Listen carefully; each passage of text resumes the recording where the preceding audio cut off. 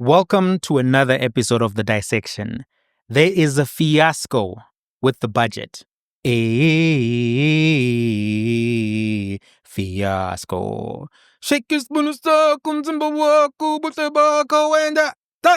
You remember that song? That's exactly what is happening. It's a TKZ budget fiasco. There is no deal between the ANC and the Democratic Alliance. And right now, the president and John Steenhuisen, as I was recording this, were having a phone call to see if a deal could be made at the last minute. That's because when we woke up on Tuesday, the 1st of April, the ANC and the Democratic Alliance had not found each other. The ANC did not concede to a series of demands that the Democratic Alliance had made, that the parties should reach a signed agreement on economic reforms, which would include giving the Democratic Alliance shared control over the economic agenda. Quick point on that. I think the Democratic Alliance has a bit of a point in this. If you want to be in a coalition with me, if you want to have me in this marriage, you can't dictate to me like I'm somebody who's just sitting in VIP, who's attending your wedding. I'm a guest, but I don't direct the master of ceremonies choice, the culinary choices, nothing. I'm just supposed to eat my beef stew and mind my business. But what if I'm allergic to curry and you give me a biryani curry? I need to have a say in the process. I think the Democratic Alliance is justified to say, we're not a plus one. We gave you the presidency. We voted for your guy. You're supposed to meet us halfway, and you've not done that. In addition to that, you signed a bunch of laws which are anti our manifesto policies and conflict with some of our interests and some of the promises we've made to our voters. So I understand the Democratic Alliance perspective. And where we got into on Tuesday, the Democratic Alliance had made its support for the budget conditional on a signed agreement. That's what they had wanted.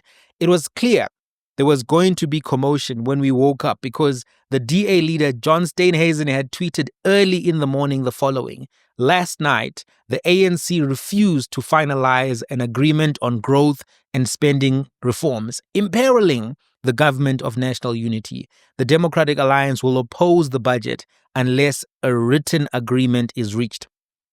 This written agreement issue is a big one for the DA because they saw from the statement of intent that the ANC can shift the terms if there's just a verbal agreement or a verbal understanding in the meeting, because the DA understood the statement of intent to mean some particular things, and the ANC, as we saw Fikile Mbalula in various interviews on Clement Manyatele's show, saying, no, we don't view it like that, we don't interpret it like that. So the DA wants it in writing, and they want everything to be in writing so that they can then say, this is what we agreed upon. So at issue where the DA demands, the party said it would agree to a 0.5 percentage point increase in VAT in the 2025-2026 budget, provided the ANC made concessions on a list of items, including the following. Number 1, the Expropriation Act. Number 2, the National Health Insurance Act. Number 3, shared control in the management of the economy. Number 4, that the Deputy Finance Minister, Ashur Sarupen, be appointed joint chairperson of Operation Vulindlela. You see, currently, when you're a deputy minister, you don't sit in cabinet. You are sitting on a bench somewhere. You do speak with the minister. You do work in the ministry, but you're not actually a member of cabinet. You've got limited powers. If that finance minister gets, gets a massage, for instance, that is too romantic and just like cannot make it out of his massage session, you can't take the job after that massage session because you're a deputy minister. You can't continue with that job, right? That's a little pun there with the massage session, if you know the news around that. So the deputy finance minister, they've asked for the deputy finance minister to be appointed joint chairperson of Operation Vulindlela, which would give him some real powers, give him some real oversight about how money is being managed in the president's project management unit. And he would be working there alongside the other deputy finance minister, David Masondo. So he said, listen, give me some responsibilities, give me some powers. In addition, what they've asked for is that the DA wants the other 0.5 percentage point increase in VAT, which was supposed to be next year. Because remember, the VAT proposed increase is 0.5 percentage points this year and another 0.5 percentage points next year. So they've asked that, listen, no, we don't want that one actually to still be in the fiscal framework, because the fiscal framework is not just a 1-year projection, it's a 3-year document. So they've actually asked for that to be removed, and they've argued that the 15 billion which would be raised through the second VAT increase should be raised by rationalizing costs within government and finding savings in the expenditure framework. So here are some of my thoughts on where things stand right now. Number one, I think that the budget issue has been mishandled from day one. And I think that because there were signs along the way that the right decisions and the right negotiations were not happening. The budget process is a long one. And along that way, certain things which ought to have happened did not happen. So, second thing I want to say is that the inclusion and negotiation with the Democratic Alliance should have happened much earlier, right? This process, this current process, this fiasco where everyone is now waiting last minute to see what will happen, is not necessarily a good process. They've put a lot of issues at risk, the rand, the markets, the institutional reputation of South Africa on the international markets. All of that has been put at jeopardy because there wasn't a proper and methodological review process which was followed, right? So right now, I'm calling into question the negotiation skills of all of the parties, because they were advertised to be the mature parties, the parties that would keep everything stable, the parties that would keep the economy afloat and avoid all of the extremes that we were told would happen if any other formulation were to be chosen in terms of a coalition formulation. Part of leadership at this level, when you're talking about a budget of over 2 trillion, this is serious money. Part of leadership at this level should be about the ability to reach compromises and diffuse markets' concerns, to act timeously, to act with the right level of diplomacy and maturity. As things stand, I don't think this is what maturity looks like. This is not what maturity looks like at the democratic level. This is not the great businessman and the great leader, John Steenhuisen of the DA, coming together to make it work for South Africa. It doesn't look like that. It looks like there are egos at play. There's a lot that's at play here, and it's not necessarily in the interest of the people, of the markets. The markets themselves have told us quite frequently they don't like policy uncertainty. The international investors don't like policy uncertainty. And this is why we heard key businessmen saying that they supported the GNU. It was supposed to provide certainty. It was supposed to provide clarity. It has not done that. Going through this process, and this is my third point, without a medium-term strategic plan was one of the big red flags.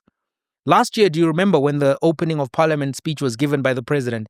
The president announced during that speech that they would have a medium-term plan. He said, when he was talking about the GNU and the amazing nature of the GNU, this is what he said.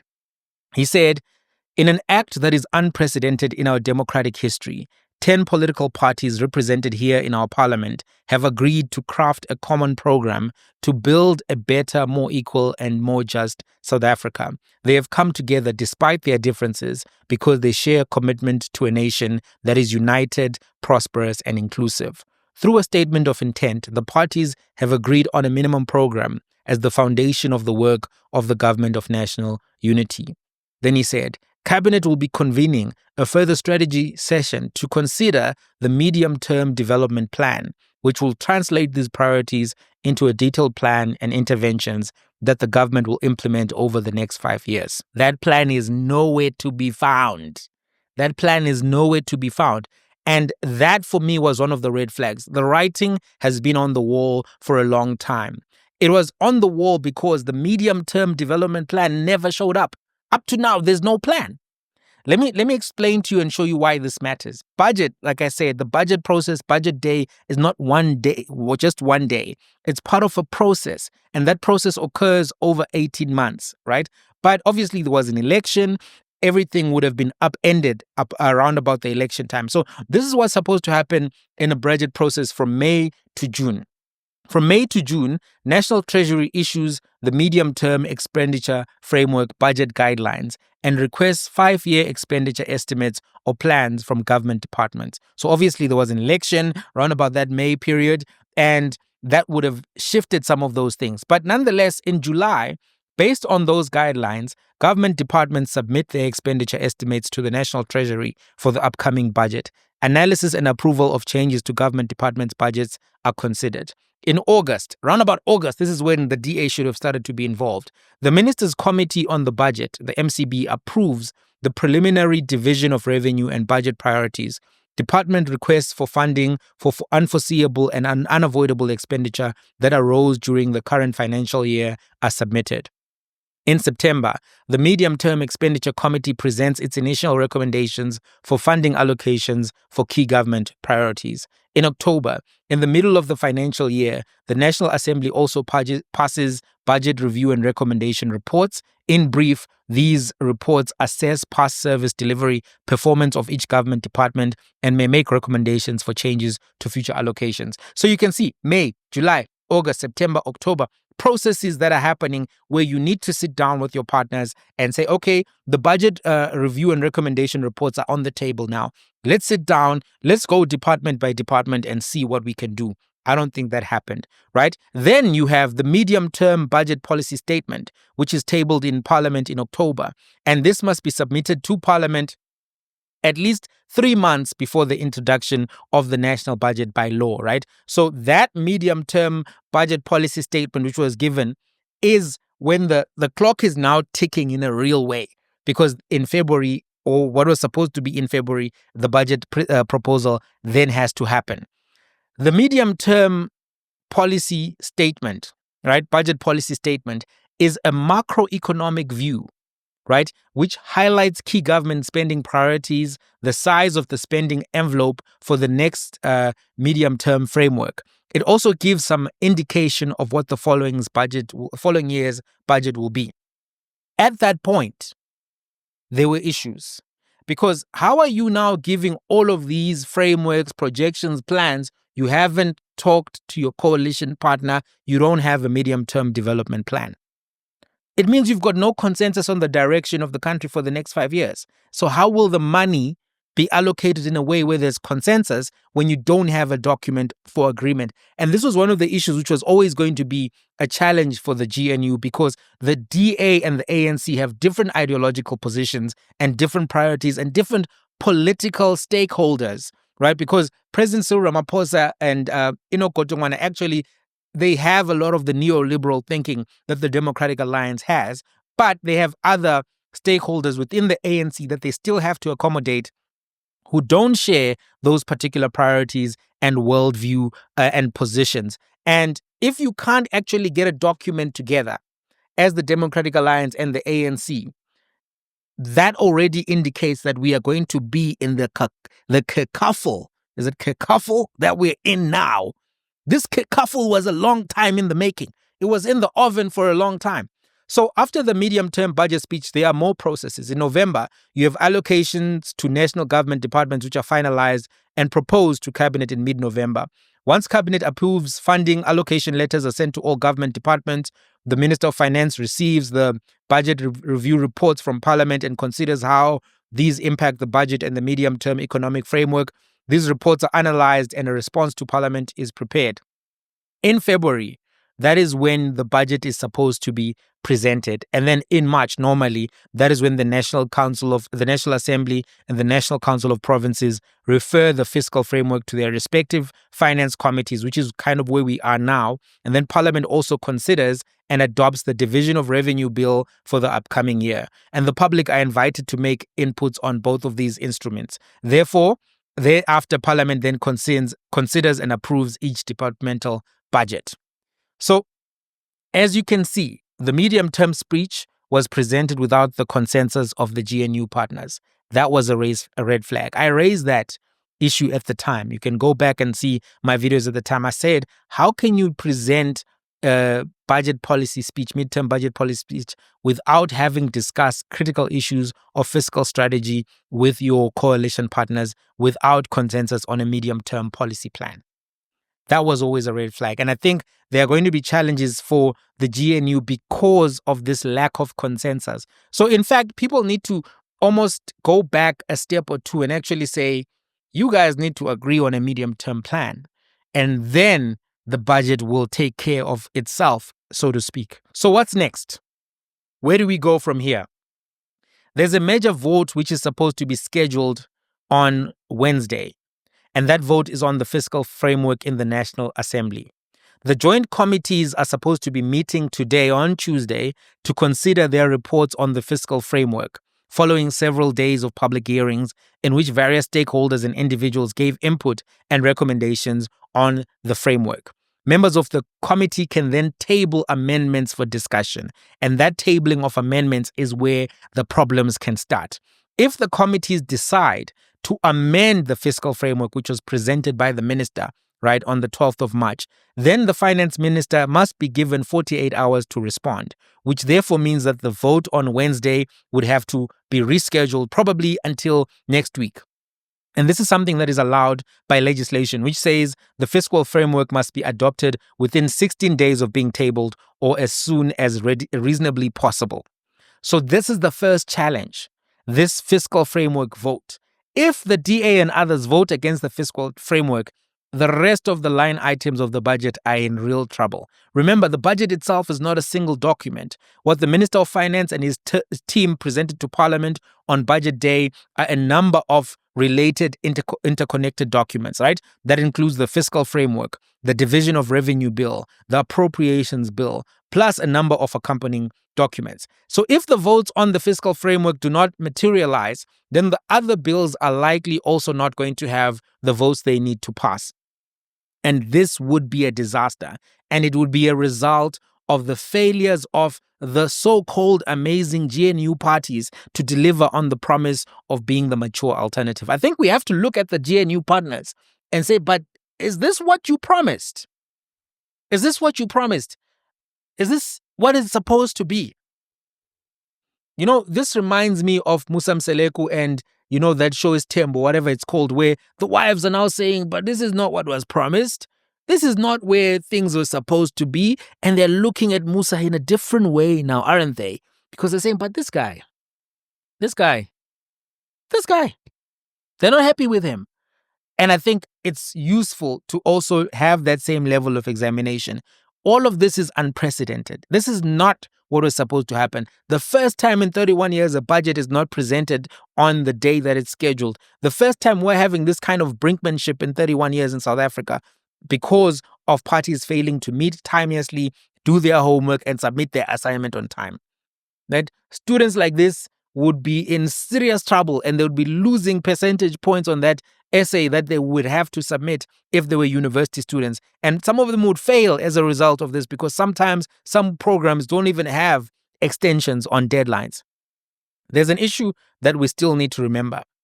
The VAT increase in and of itself is something that is going to have a negative multiplier effect on the economy. It's going to raise the cost of living, the cost of various goods will go up, the cost of electricity will go up. The economy is already struggling. America is already imposing 25% tariffs on car imports, which is going to have an impact on the South African economy, put at risk 116,000 jobs. There are other tariffs which are on the way. We've already seen South Africa has lost funding as a result of cuts to USAID and PEPFAR.